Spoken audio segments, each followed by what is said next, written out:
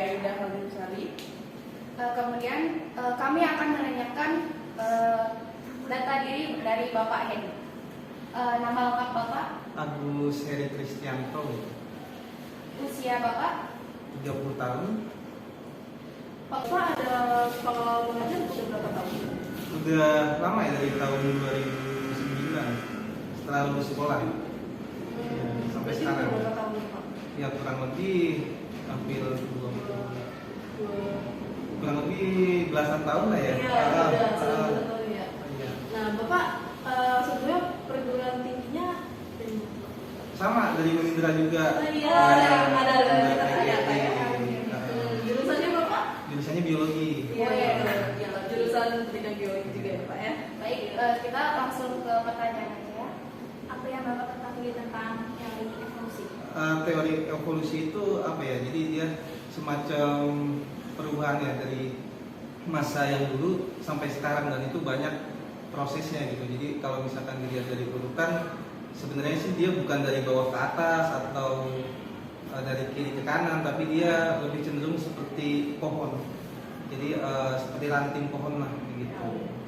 Terus kalau tentang teori kayak Lamarck, Darwin sama seleksi alam itu gimana menurut Bapak? Kalau Lamarck itu dia ngambil contoh seperti jerapah ya. Jadi kalau misalkan dia Lamarck itu percaya leher jerapah itu tinggi karena penyesuaian dari pohon ya. Jadi lama-kelamaan dia lehernya bisa panjang seperti itu. Nah, itu untuk yang Lamarck ya. Terus kemudian Darwin sendiri itu nggak percaya tentang teori itu. Jadi dia menyimpulkan sendiri bahwa si jerapah itu mempunyai dua jenis. Ada yang jerapah ukuran pendek dan jerapah yang ukuran panjang. Jadi pada saat itu yang ukuran pendek inilah yang punah, sehingga tersisalah yang bertahan hidup di alam yang jerapah leher panjang begitu.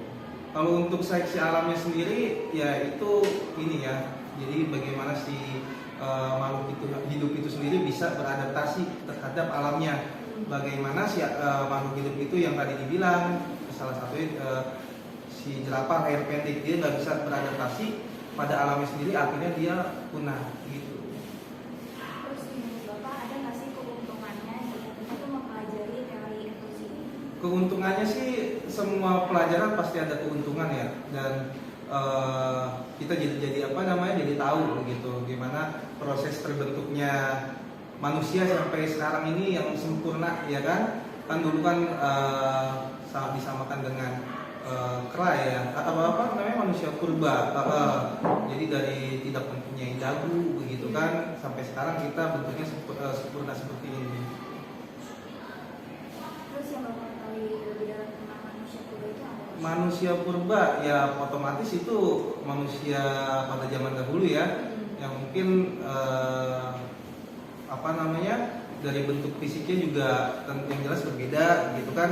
Jadi dia dari bentuk otot-ototnya lebih besar, kemudian dagunya yang tadi saya bilang tidak ada, kemudian bahasa yang dia keluarkan juga mungkin mungkin isyarat kali ya, karena kan dulu kan belum ada bisa belajar bahasa atau bahkan tulisan seperti itu. Nah itu jadi manusia purba itu yang bisa saya jelasin. Nenek moyang manusia menurut teori evolusi? Kalau nenek moyang menurut teori evolusi itu ada yang bilang kera ya kan, nenek moyangnya itu begitu kan. Nah kalau misalkan dilihat menurut si teori si Darwin ya, itu memang dibandingkan sama dengan kera, tapi padahal si jumlah kromosom itu atau jumlah materi genetik pada manusia dan kera itu jelas berbeda begitu kan. Kalau misalkan kalau nggak salah itu manusia 46, tapi kera itu 48 gitu kan. Ya, jadi ya itu. Apakah Bapak percaya tentang teori evolusi? Teori evolusi kalau secara garis besar itu gimana ya? Ya bisa percaya, bisa enggak begitu kan. Itu kembali ke individu masing-masing ya, karena ada yang masuk logika dan ada yang tidak masuk logika begitu kan. Yang tadi saya bilang kok leher jerapah menurut si Lamarck tuh bisa panjang begitu kan. Nah itu salah satu yang bisa percaya atau tidak, begitu tergantung dari individu masing-masing. Apa yang Bapak ketahui tentang adaptasi dan mutasi?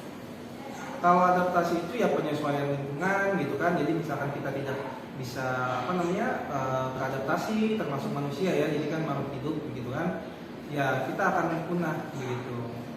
Termasuk di teknologi sekarang, mungkin adaptasi yang kita sedang laksanakan adalah teknologi begitu kan. Jadi kita bisa bisa belajar tentang teknologi begitu kan, bagaimana kita ya, ada yang dia mencari uang dengan capek ya kan, ada yang bilang dengan gampang gitu melalui handphone. Nah itu salah satunya seperti itu.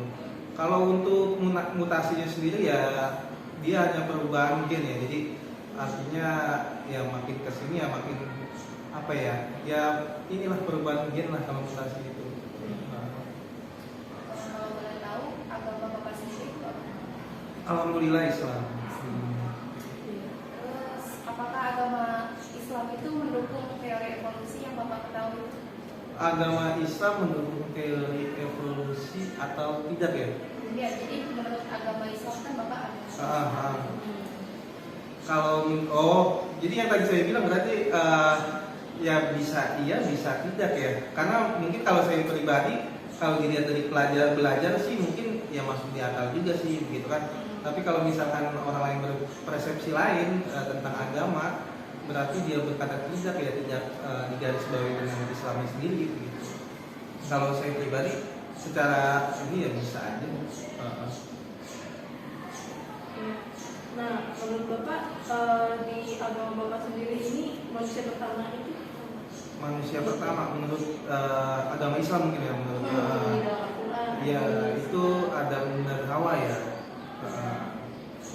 Nah, kalau misalkan Bapak sendiri, menurut Bapak tuh teori evolusi ini bertentangan sama agama Bapak?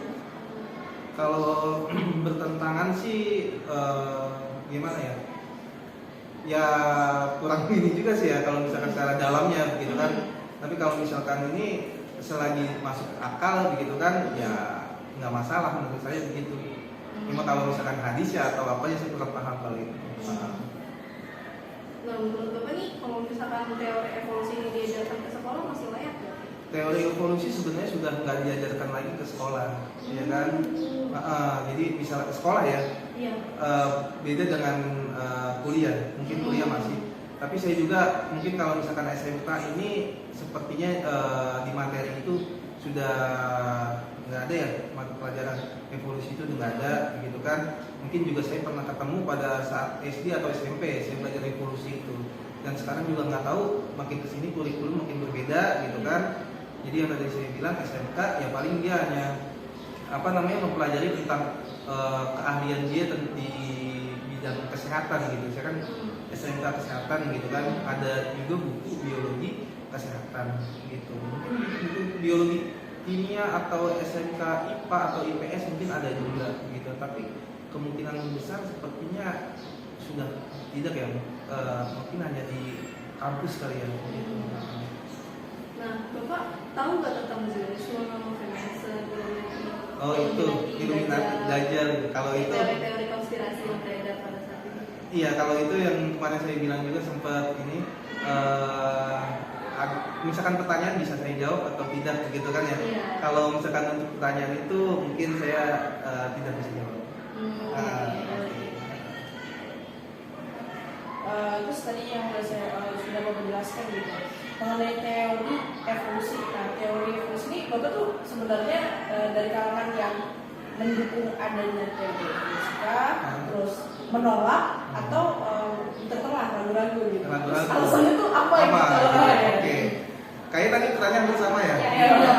Mendekati lah begitu kan. Kalau saya dibilang ragu-ragu sih enggak begitu kan. Ya saya pribadi itu bisa fleksibel, itu bisa terima bisa tidak gitu kan. Tapi rata-rata ya dominan kalau misalnya kita pelajari dari yang mungkin sejarah atau apa itu bisa kita percayai ya. Mungkin si Darwin juga ada betulnya juga ya, dia menemukan artinya itu ada jerapah si leher panjang atau leher pendek gitu kan, sehingga pada saat sekarang yang jerapah leher pendek itu dia tidak bisa menggapai daun untuk makan, jadi dia punah begitu kan. Nah kalau misalkan nggak percaya memang tidak masuk di akal begitu kan, kita disamakan dengan kera atau manusia purba begitu kan, sampai kita sesempurna ini begitu. Iya. Selanjutnya terus menurut Bapak nih kayak mengapa sih teori evolusi ini khususnya evolusi pada manusia itu diajarkan ke peserta didik gitu, harus diajarkan gitu? Harus diajarin mungkin itu sejarah kali ya. Jadi ya kita nggak boleh melupakan sejarah bangsa Indonesia contohnya. Nah kalau di sini kan kita makhluk hidup, jadi evolusi kan tentang makhluk hidup, jadi ya kita tidak bisa melupakan gitu kan gimana sih terbentuknya manusia sampai sempurna ini begitu kan. Atau mungkin ada juga ya manusia memang awalnya sempurna begitu kan. Tapi ada yang pasti ada yang penasaran bagaimana sih bisa berbicara atau menulis, itu kan pasti ada silsilah atau ada masa lalunya. Dia bisa begini loh dulu tulisannya tuh seperti ini sampai sekarang seperti ini lebih sempurna gitu. Baik, terus mengenai tadi mungkin jawaban Bapak harus ke ragu-ragu ya antara iya dan tidak gitu. Antara ini Lebih pro ya mungkin ya mungkin. mungkin. Oke, terus kita nih khususnya Bapak gitu kan sebagai tenaga pengajar, sebenarnya untuk menjelaskan suatu ilmu yang ilmu teori yang mungkin ada beberapa orang yang menganggap bertentangan gitu. Mungkin Bapak khusus Bapak mendukung misalkan bertentangan.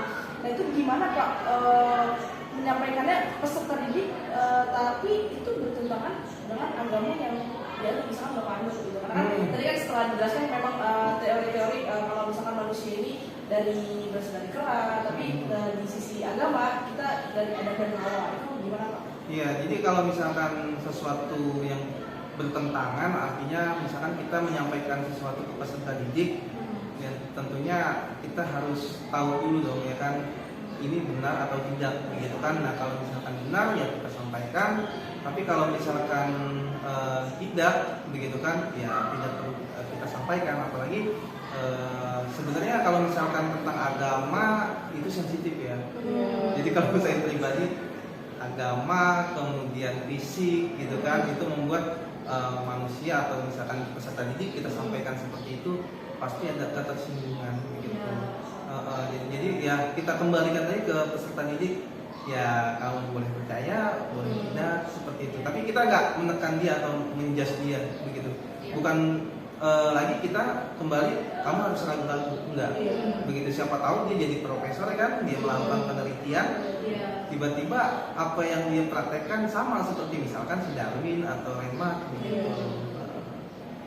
Terus selanjutnya gimana sih cara Bapak menjelaskan si teori evolusi gitu kan dikemas dengan yang mungkin berbeda ya Pak, kalau anak SMK dengan kuliah. Anak kuliah itu mungkin pemikirannya sedangkan anak SMK memang di jalur pendidikan gitu. Itu gimana sih Bapak menyampaikannya? Kalau kita kan bisa cari tahu ya Pak sebenarnya, tapi gimana nih Bapak menyampaikannya sedemikian rupa bahwa memang ya itu memang ada seperti itu gitu tadi. Iya, ya sampai saat ini sih yang tadi saya sampaikan, saya belum menyampaikan hal seperti itu ke peserta didik tentang teori evolusi gitu kan, karena memang pembelajarannya sendiri di SMK itu tidak ada gitu kan, karena